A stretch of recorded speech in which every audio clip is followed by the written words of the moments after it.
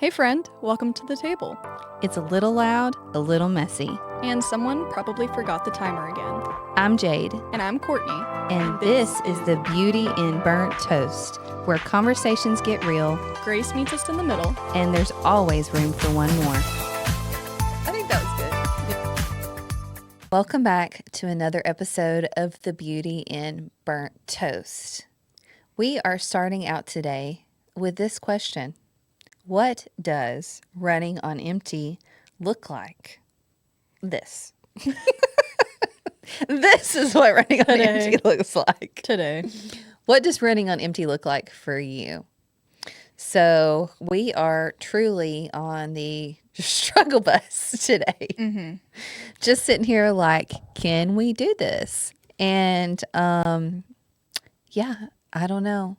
Women, what's going on? Like, when you have one of those weeks and your brain is just on full overload, like I cannot take one more single thing. If somebody lays a feather on my head, I'm just going to crumble to the ground. I know I'm definitely struggling when coffee can't suffice. And I definitely feel like this week has been one where it has been like overload in my head and I just want to like curl myself up in bed and just not move. Yeah, like we were talking this week's episode and like what to do and everything. My brain could just not. So we've landed on running on empty, but still showing up because that's exactly what we're doing. And I know you're wondering, how does this tie in biblically? Well, we will get there because there is always a tie-in. Yeah. So what do you feel like you're dealing with now? Do you think it's more like mental, physical, everything? Everything. I think, I believe that the enemy tries to attack me emotionally, because the emotional then ties to my mental and my physical of what I choose to do and just my thought process. And so I feel like, if he can attack me by not feeling good, not sleeping enough, being tired affects, I think, all aspects. So that's kind of how it's gone this week. So you are coming off of kind of a high too, because you just went through freedom. And if you don't know, freedom is a curriculum, I guess for better words, a small group that you go through and So Freedom's a 12-week curriculum, and it's either co-ed or you do strictly just female or male groups. And then at the very end, they have a 2-day conference where, you talk about some of the aspects of the book that you were, reflecting and reading on, and then you do a lot of prayer and worship. And so there was a lot of breakthrough. But I definitely had a spiritual, adrenaline rush for those 2 days. And then here we come following week, and I'm just like... Oh, that's drained right now. Well, what was it like leading up to the retreat? I was getting attacked. Actually, the first day it started at 5, so it was in the afternoon to evening. And on the way there, I had a panic attack in the car. I was disassociating. Like, I started to have blurred vision. I was listening to worship, and I am just rebuking everything that's going on. I'm calling it out. I'm using scripture, and it's getting worse and worse to the point where I felt like the enemy was wanting me to pull over and go back home. Yeah. And in that moment, I thought, okay, I'm getting attacked so hard right now. There's a reason he doesn't want me to go. Like, there's got to be something that's on the other end that he does not want me to encounter. And so I texted my group chat of women that I just did this freedom group with, and I just said, hey guys, I'm getting severely attacked, like, pray for me. And also that morning, again, freedom was at 5. That morning, I had the worst migraine I think I've ever had in 6 years. Like, I was looking at my fiance, and I was like, I need you to pray over my head. So, and I, again, texted my group chat. I was really struggling, and up to that week, I was scared because, I didn't want to hold expectation of, oh, God's going to do this for me, or this is what I expect out of the conference. Yeah. So I had to pray a lot about optimism because I used to like to be in control. And so now giving that to God, I think that because I'm in this place where I've given a lot to him through conference and what I chose to forgive. I'm now in a vulnerable place that I have not been before. And so I think the enemy is trying to drain my emotional state, to make me more susceptible, I think that's the right word, to fall back. Yeah. So, Yeah. how about you? Well, so I am where you were a week ago, kind of, I guess. And we always record this, a little less than a week in advance. So I'm looking at going into a retreat this weekend, and my week has just kind of been bleh. Like, so I was sick all weekend, and then I just feel like I'm not able to get anything done this week. Like I'm just spinning my wheels. I had a migraine last night, and I told my husband, I'm like, if somebody says anything to me the wrong way at this point, I'm going to lose my mind. So I need you to watch the kids for a minute. It's just, I feel like my tank is here, and I was just at an easily set off point. Yeah. And I'm not usually there a lot. And it's not like anything bad happened. I'm just overwhelmed. And that for me is my tipping point, like when I just get too overwhelmed. I think I think one thing can set me off. I think that's a little different. It's like if you're overloaded, then I hear one thing and I'm like stressing about it all day. If I have an event that's going on at like 5 or 6 p.m., I'm preparing myself at like 1 o'clock for it. Like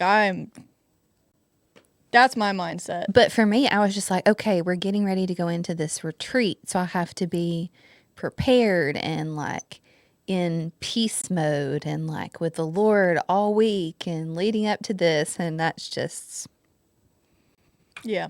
out the window. So I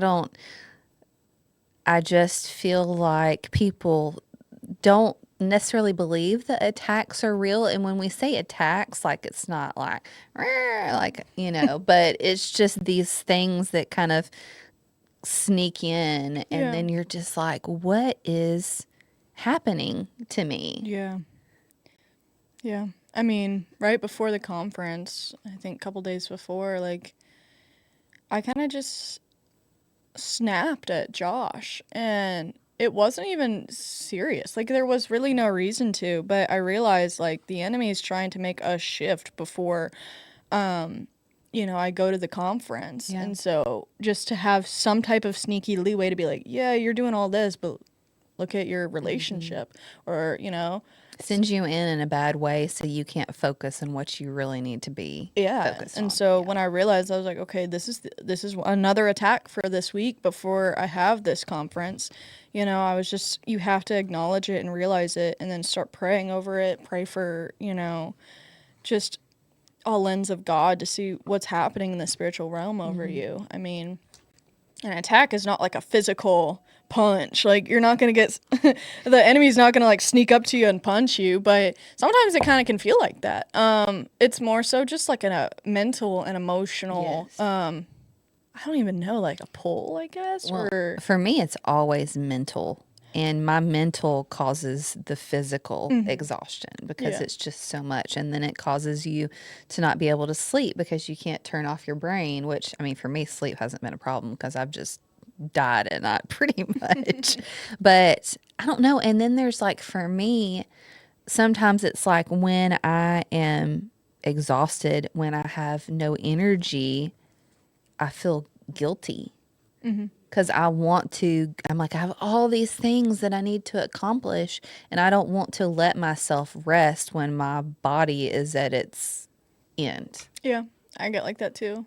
I start thinking about, okay, well, I got to do this in the house, and then I got to finish this assignment, and then I got to do this and this and this. And I actually sometimes pile on more than I really have, because I'm like, okay, I have to. Yeah. But who is holding you to that? Because it's not God. And that was like something I learned in therapy. Control. Was you're telling yourself that, and you're holding the standard that God or I would say for myself, no one else holds me to. It's me. Mm-hmm. And so, my therapist made me really internally reflect on like, why do you do that? And it's just like, well, you feel like there's a lack of control somewhere else in your life. Yeah.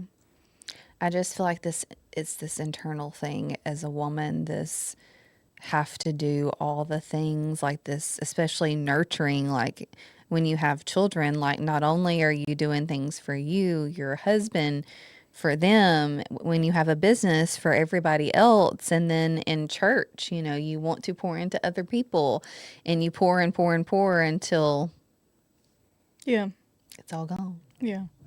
And you got to figure out how to pour back into yourself. So this is us pouring back into ourselves and venting and having a therapy session because we know you have all been there as well. Yeah. But feeling empty does not mean you're failing. It means you're a human being. Mm-hmm. We are not Jesus. We are not perfect. We cannot do all the things. And even Jesus got exhausted. Mm-hmm. He spent time in prayer. He spent all this time speaking. Like he put out all this energy and yeah. I think the important part is like, realizing when Jesus was tired, what did he do while he was tired? He went into prayer. Mm-hmm. He rested in God's words and God. And so when we're tired, I mean, it's kind of like when we reflect on what Jesus did, we need to do that. Yeah. We need to lay ourselves to rest when we're, feeling overloaded or, all of this anxiety over it. We need to truly give it to God, and we can lay down and sleep. And this is something also my therapist told me. You can lay down and sleep as many hours as you want, but if your spirit is not able to rest, you are not going to wake up still feeling like, oh, I'm so relaxed. Oh, I've had a great night's sleep. Mm-hmm. You're going to still be tired. And so that's very important, is making sure that you can pray or do what you need to do for your spirit to get rest. Mm-hmm. And I think that's another reason this week has been so draining, is because my spirit, I continue to go to worship, I continue to pray, and I'm being attacked, but I realize my spirit's not at rest, so then I'm not going to be at rest. Yeah. So. Yeah. Mm-hmm. It's a lot. Mm-hmm. But, there's only so many minutes in a day, and I was listening to something the other night, is that do you think God would waste the time you have sleeping and not use it to speak to you too? Yeah. So as far as your spirit being active, I don't know. I kind of feel like mine's always active, like very much so at night. So as far as resting, I don't know that I ever really get that. Yeah. I think it's like a hot take, but for me, I think, I don't think our spirit is fully asleep while we're asleep. Yeah, and I think that's a big part of having nightmares that can be very demonic, is I think that, there is stuff in the spiritual realm that we don't warfare know going on. That's going on, or even good dreams that you have, or even some people have visions, spiritual visions. So I would say, that's the importance of making sure what you do.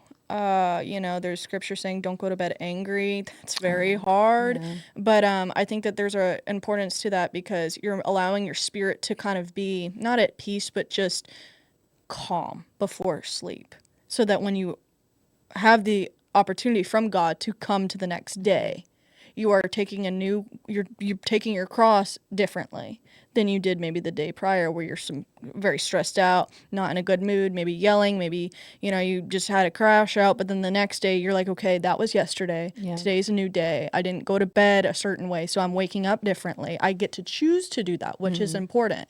We have a choice. And so then you take up your cross, which I'm not saying is easy. It's very hard some days to be like, what, I got to do this. I got to pray. Sometimes we don't feel like it, but I think, it's a choice that we have to make. Yeah. Well, I have been falling asleep to The Chosen, so maybe that's why I've been sleeping so well. I've been falling asleep to Bob Ross. Oh, gosh. No, and I think what is the new series? Is it David, the new David series? Like, that's next. It's on Prime. Oh. So I'm going back through The Chosen. I'm almost done, and then I'm going to go into that. Okay. Yeah, The Chosen just said they're going to do a season 7. Oh, so that's exciting. after the crucifixion, because season 6 is going to be the crucifixion. Yeah, that's awesome. So I'm like, that's going to be crazy. Yeah, it's so, I don't know. I know I keep talking about it, but I have different eyes this time when I'm watching it, and I just cry so much, and it's just so good. And I don't know, I love it, but it's so funny. Like now, when I'm like reading the Bible or thinking of Jesus, like that voice is now inserted into my thoughts. See, I think initially when I watched it, I was like, oh, that's what Jesus looks like.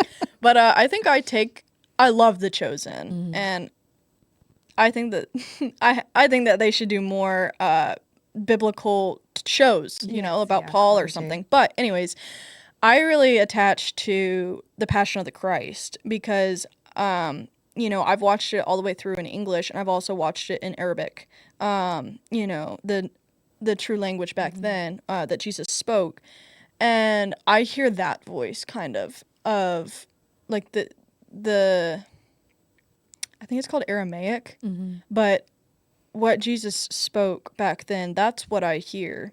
It's just kind of that soft voice. Yeah. And so There's something comforting about it. Yeah. I don't know. It's so good. And it's hard because, like, sometimes, people are like, you need to seek the face of Jesus. I'm like, I don't really know what he looks like. Yeah. Like, we have different depictions of what he looks like, but I'm just like, I'm trying to seek his voice. Yeah. For me. I'm taking that image. That's what I have in my head. But I just want to say too, like going back like to the being overwhelmed part of everything. Like I have not talked about how I've been feeling. I mean, maybe a little bit to my husband because last night I was like, I'm going to murder someone. But like even now, like saying all of this, like I feel better. Mm-hmm. So that's one thing I want to relay. If you're feeling a certain way, talk to somebody. Go have coffee with a friend. Have a conversation with somebody. Just call somebody up. Hey, I am losing my mind and I need to tell you about it. I think one thing that I've seen recently that I feel like God's really sharing in my heart is community and the importance of that. Because where 2 or more are gathered, he's there. I mean, there's scripture on that. So and I will say the enemy will attack you if you keep it all to yourself. That's how resentment starts. That's how mental battles start of I'm not, I'm alone, when in reality, no, you can have community. People do care about you. And so, being able to be like, what, I'm tired, but let me talk to somebody, let me ask someone to pray over me. Like you know that God is definitely blessing that because you're sharing that with community. Well, and a lot of people are like, I want this small circle and that's it. But I'm like, how do you do that when you are a Christian? Like we are called to speak to the masses and win people over, and you're supposed to show love and be open. And I'm like, people might not be my best friends. Yeah. But like, I want to know everyone and their stories. And I have a small circle of people I would trust with certain things. Oh, yeah. I kind of see it as, a movie theater. Who's going to be in the first couple of rows? Mm-hmm. Who's going to have VIP? Yeah. And then who's going to be in the lobby? And then who's going to be outside? Mm-hmm. And, with my faith, it has changed because I had that mindset of like, oh, I only need like a best friend and that's it. Like, I don't need anybody else. But when I started to be like, I need community, I need friends. Now I have my small circle of people that I talk to on a daily basis. Yeah. But then I have my community at church where those are the people that we all pray for each other or we care about each other. And then you have people that you spread the gospel to. Yeah. It's like, who do you want to do battle with? Like a handful of people or like all of these people? I do still choose to have a small circle when it comes to what I share. Yes, yeah. But my love is kind of the same all around. Yes. I am supposed to love like Christ loves the church. Mm-hmm. And, we're supposed to love our neighbor, And so that love doesn't go away. And when you have if you do have the mindset of, I need a small circle, I don't really want to deal with anybody else, or I don't really care about anybody else. Like I don't feel like I have to do anything. That's a problem. Yeah. And I was there, but opening yourself up to community, being vulnerable, and even sharing some of your testimony to people that you might not know, that can plant seeds and open doors. So Yeah, that word vulnerability is like it's a scary word in a way. Like I don't like the idea of being vulnerable, but I'm getting to a point where I love the idea more of being open. And I kind of think those go I think, hand in hand. And like I've always been open to a point, but now I'm getting there a lot more. And I think that's part of freedom is that vulnerability and being open and kind of laying it all out there and saying like this is who I am, you know. yeah, I think one thing that really kept me kind of in this like weakness or these chains of, being exhausted is I kept my experience to myself. And I kind of ate at my own trauma instead of, talking with somebody else and motivating them, or something I've gone through that I've had God heal or I've forgiven, and I just keep that to myself. I don't think that's how it's supposed to be. No. I personally think what you go through, it does not define you, but it does help your testimony. It's your path to where you're at now, and so you need to share that with people that That's might. how you win people to Jesus is through your testimony. Yeah. And it's not like I'm saying I'm better than, but it's like, look at where I was. Look at where I am now. I walked through this and you can too. Yeah. It's supposed to be uplifting for other people. And so, I don't know. I think I have a heart to be vulnerable. I've kind of always had that. Now I've had things where I feel like I've had to close off. But I don't think we're supposed to be completely like, oh yeah, like, but we're also not supposed to be closed off like this. And so there is a way, Which I feel like that's where I was. Yeah, and I think being open and having optimism, is that a word? Being optimistic. Yes, there you go. That helps you to create vulnerability. But for me, I have, and especially after freedom, have been like, you know what? I don't care what people like. I do not care how people viewed me in the past, because look at where I'm at now. And the only way I'm here is because I opened myself up to community and I was honest about where I was. I was honest about who I was, but I don't identify as that person anymore.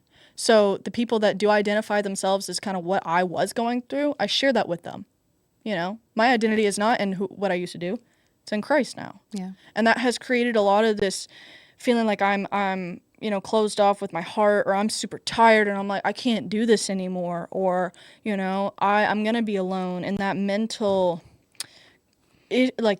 funk that I was in when I was honest and open about where I was at, that's when I got out of this, like, what am I doing?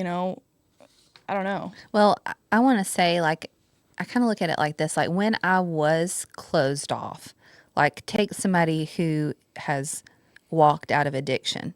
I feel like when I was closed off, I would have seen where they started when I looked at them. And now that I've opened myself up, I see where they are. And, like, I can't really see where they started. Like, my eyes have changed. Yeah. Like, how I view people has changed. And a lot of that is equated to this podcast and sitting down and hearing people's stories, but it's just, I don't know, it's kind of amazing to me. I just don't feel the same at all. Like it has changed a lot. Yeah. I think for me, I had a lot of pressure on my life that I made of, I have to be here at this age. I have to be doing this. I have to be this person. I have to be this good. I have to know about these things. And it really was, I put that pressure on myself, and that really drained me for a long time. Why do we do that? I think it's an enemy attack. No. Like, I was like, I have to be married by 25. I have to have kids before I'm like, But you're putting your life on with a pen. Yeah. And you're writing it all down instead of putting it in pencil and allowing God to erase it and put what he needs. Like, when we do that, we're taking away from God's will. Now, God wants to do what we desire, but it might not look the same.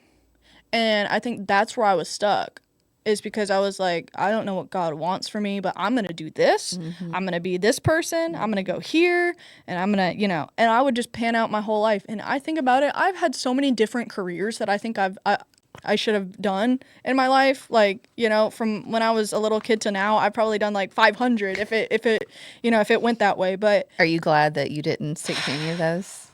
yeah. Yeah, I mean, there are still some that I'm feeling called to, but it's different than me calling myself to them. Oh, yeah. You just gotta let go. And that's hard. And let God. But that's okay, that is like your word of vulnerable. Like, it's kind of like, because that was my biggest issue. Yeah. Because mine was control. I have to control this. I know what I've been through, but in reality, it's like, girl, God was there the whole time. But you were choosing to go through that. Like, you chose to not allow him in. And so letting go is very hard because I like to let go and be like, I'm going to take that back now. But he can still use all of this to get you back to here. And that's the great thing about it, is that he does do that. Even though we might not go the straight, we might veer off. He's like, okay, come on back over here. We're going to get back on track. Harsh reality is that you can't give God everything besides one thing. Like, you can't say, you can have all of this. But I'm going to keep this. But I'm going to keep this. And that's what I was doing. Like Gollum. And this is my ring. I'm not giving it to you. Yeah. Like, Lord, you know what? Have all of this. Yeah. I'm going to keep this. No, don't do that. When I did it, I realized it was pride. And what I was doing with what I was holding was not even good. Yeah. I was still holding like the knife and not letting go. And so when I gave it to God, it's like, oh, thank you, Jesus, that I don't have to deal with that like mental battle anymore. Or like, I thought that was the best way to go. And what he does is beyond our comprehension. So have you ever felt like if you're not motivated, something must be wrong spiritually? Yes. How often do you feel unmotivated? A lot. I mean, I'm going to be honest. I'm going to say yes and no to that. I was not motivated to meet people when I first got here. She pushed me out of that. But initially, I was not motivated. Like, I would have hid in my room if I had the choice, but Jade said no. Now I'm motivated to, like, put myself on the street and be like, come talk to me. This is why I love Jesus. And meet people and meet them where they're at. And so I would say, if I feel something and I'm not motivated, I'm not going to say it's wrong. But I think that we should definitely internally reflect on ourselves of why don't we feel motivated for that? And biblically align it. Because if God says, from my experience, if God says, go spread the gospel, build community and things like that, and I'm over here like, I don't want to go meet new people at church, something's wrong. Yeah. And it's usually not God that's wrong. Yeah. It's me. And so, when I am motivated, there's also a danger there. Because is that my own desire, my own wanting for something, or is that God calling me to something? Yeah. I don't know. I'm a very motivated person. I'm always pretty on. So when I am in an unmotivated moment, I'm really at the bottom. Like, that's really hard for me. You're pretty go. So I know that's why sometimes when I crash, it's like real bad. Yeah. It's like, what is happening right now? I'm losing my mind. Yeah. I think like a mini you for that. Because when I'm unmotivated, I'm like, I got to do everything. Yeah. Today. But that doesn't mean I'm not tired. And that's why like rest is so hard for me. Because I just can't shut it off. I can't really either.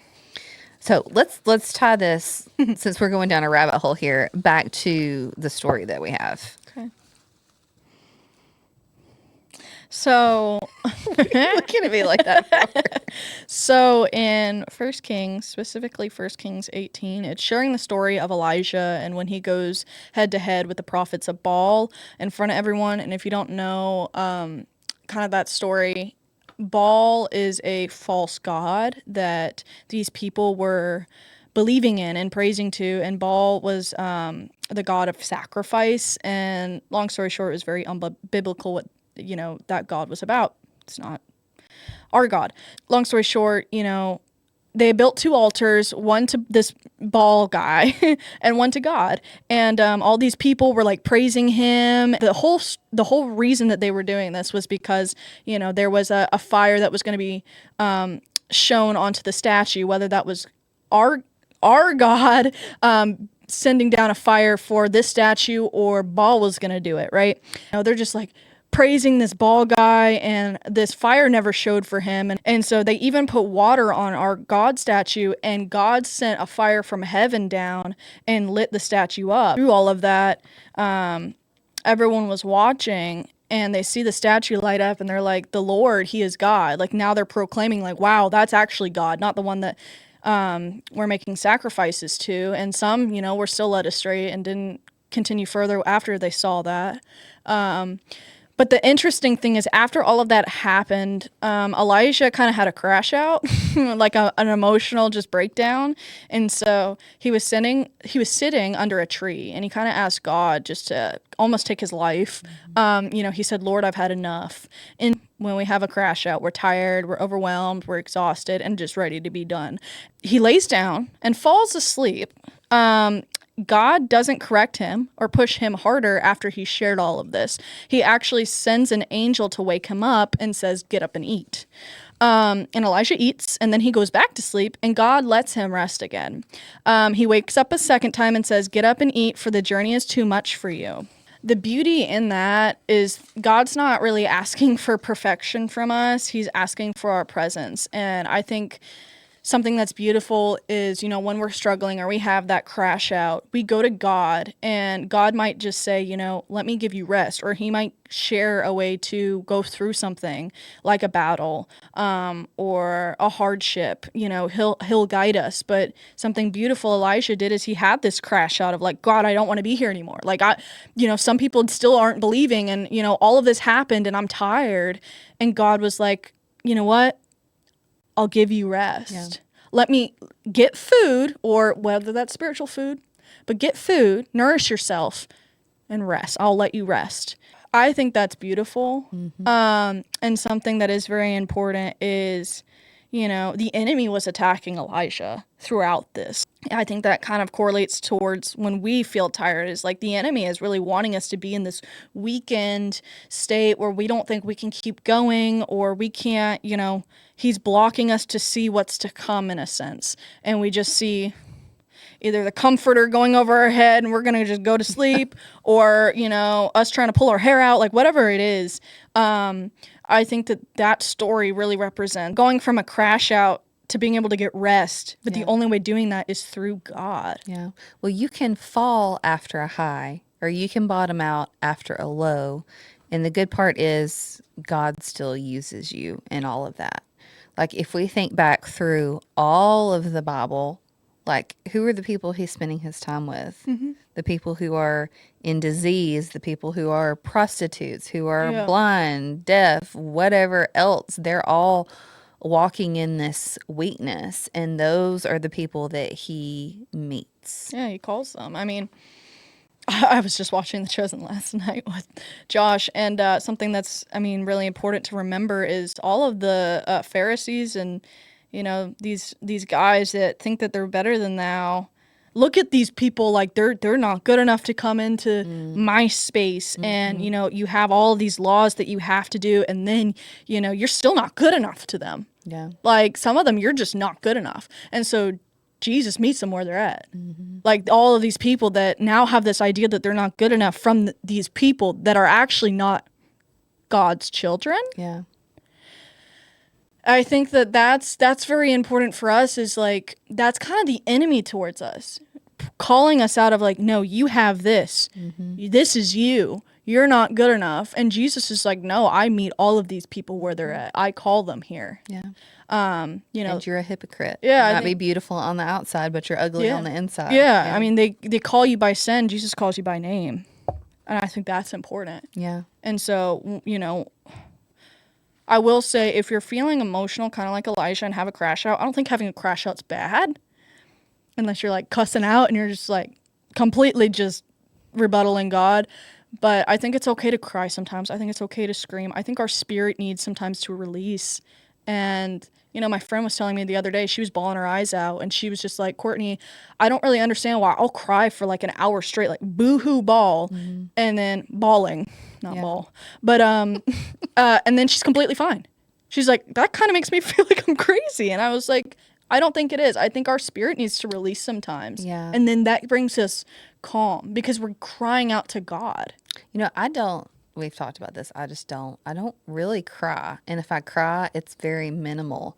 But the other day, I was like welling up and I'm like, what is happening? But I was just overwhelmed. Like I had to get it out because I do not get it out enough. I overly get it out. I kind of wish I was like that, but I'm just not a crier. I don't know.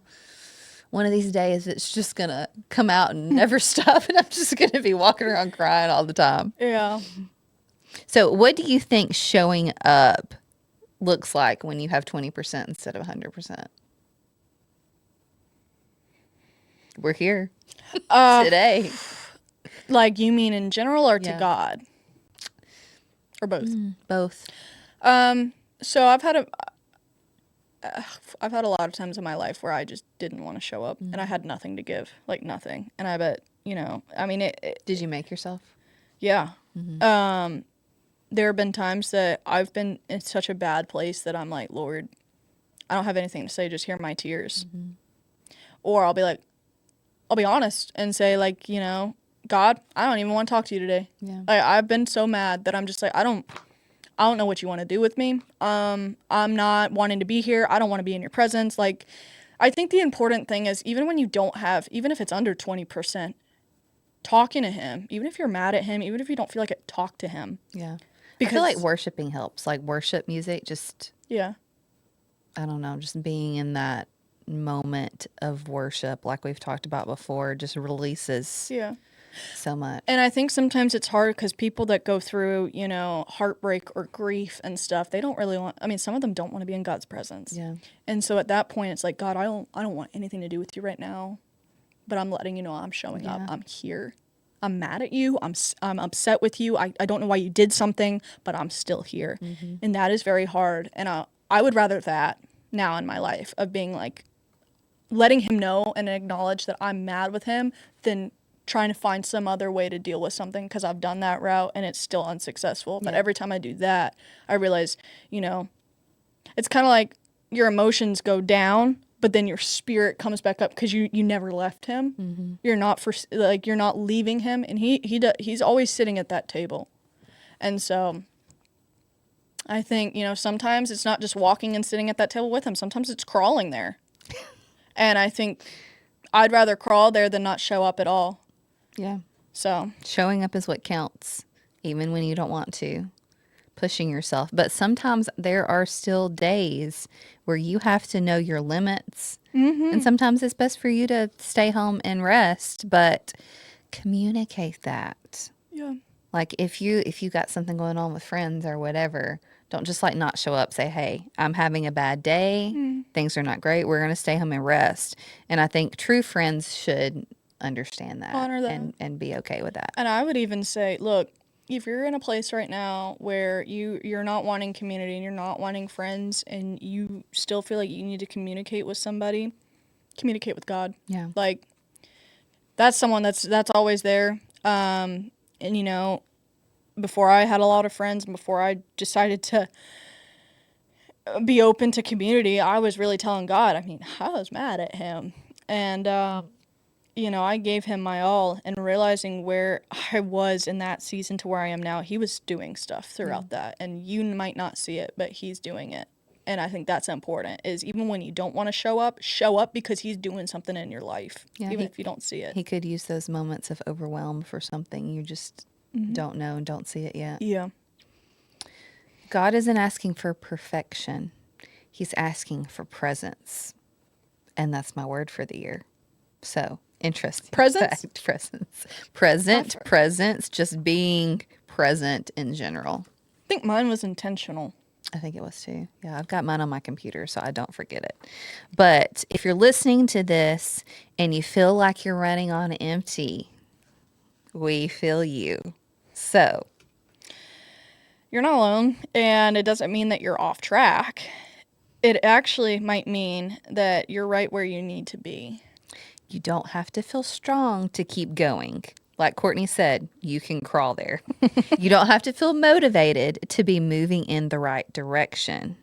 His grace is enough even in the lowest energy day, like today. So, only going up from here, guys.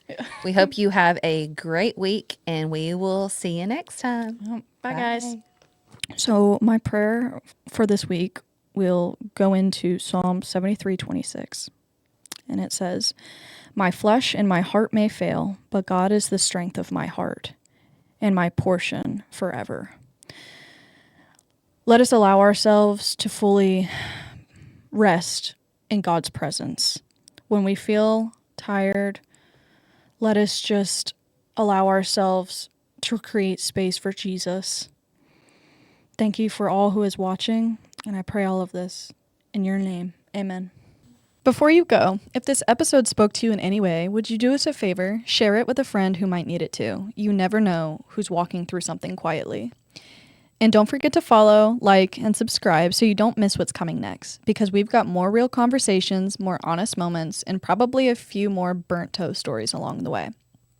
Also, if you loved this episode and it meant something to you, we would like you to leave us a review or a comment. It helps more people find us and remind us that we're not just talking into the void over here. Thanks for sitting at the table with us today. We'll see you next time.